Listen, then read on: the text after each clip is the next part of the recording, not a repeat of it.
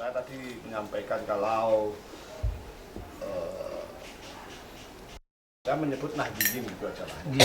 Wan Nahdiyat, An-Nahdiyin, Wan Nahdiyat. Bukan institusi loh ya. Di satu abad Nahdlatul Ulama 100 tahun ini guncangan turbulensi Nahdiyat ini luar biasa. Oleh karena tentu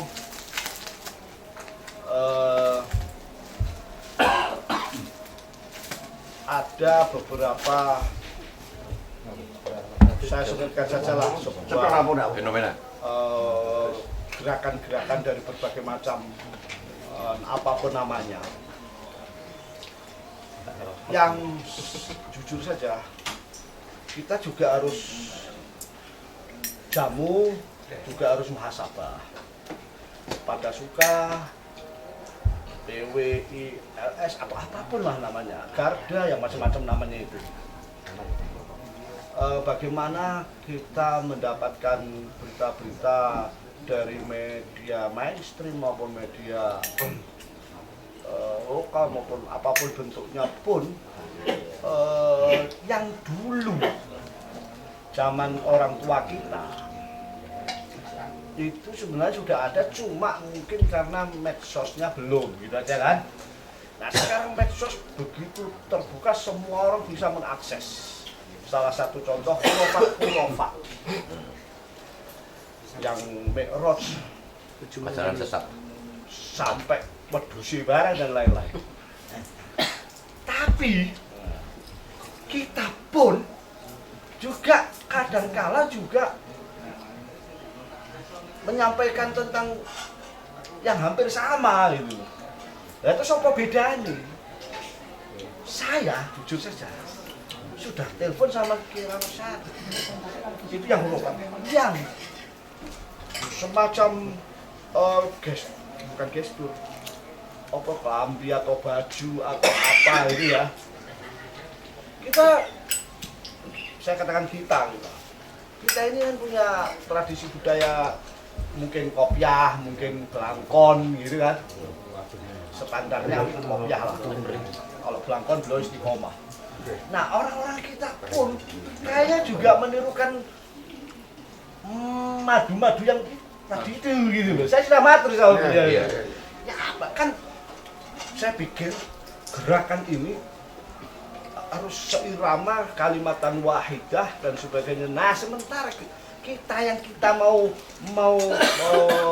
disampaikan di baiknya beliau tadi itu kalau masih bermacam-macam kayak gini ya sulit juga. Nah, bagaimana kita ini kalimatan wahidah, harokatan wahidah, yang insya Allah al-wahdatu khair. Sementara yang terjadi, saya agak muter-muter bahasa saya, mohon maaf. Yang terjadi akhirnya ya jujur aja lah, ada kiai di Demak gitu, itu khurafatnya ya lebih, malah melebihi juga. Mohon maaf, mimpi ketemu Nabi setiap menit. Nah kayak begini gimana gitu? Bahkan ya kozo. Ya kozo. Nah kita ini itu mau gerak pusing juga. Itu anggota jamu kita keluar. Nah artinya kayak gini-gini perlu sebagai seorang kiai Sentara Syarif bukan kalau menyatukan anulah. Kalau saya punya prinsip perang itu pakai taktik lah. Sekak juga ada yang jadi pion, ono sing dadi menteri miring, ono sing jaran menggak-menggok itu. Nah, ketika itu nanti irama taktik itu sudah indah dan pasti sekak gitu aja. Terima kasih ya.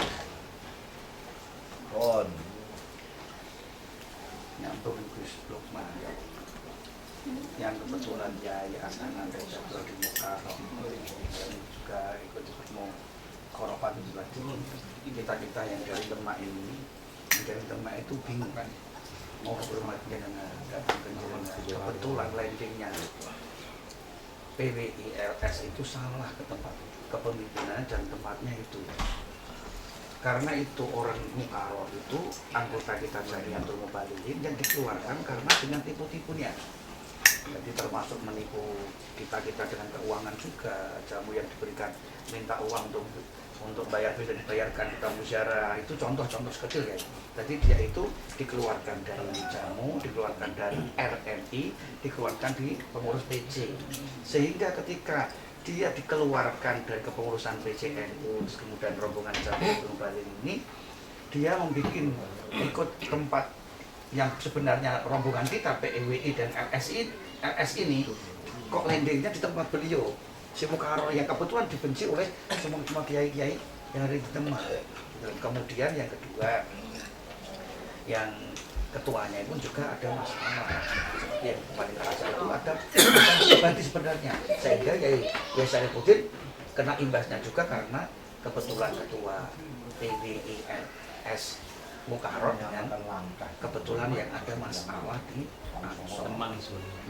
Dan teman kan ada masalah di Ansor, ada masalah di intern kiai, terus akhirnya PWILS jadi menjadi dipermasalahkan.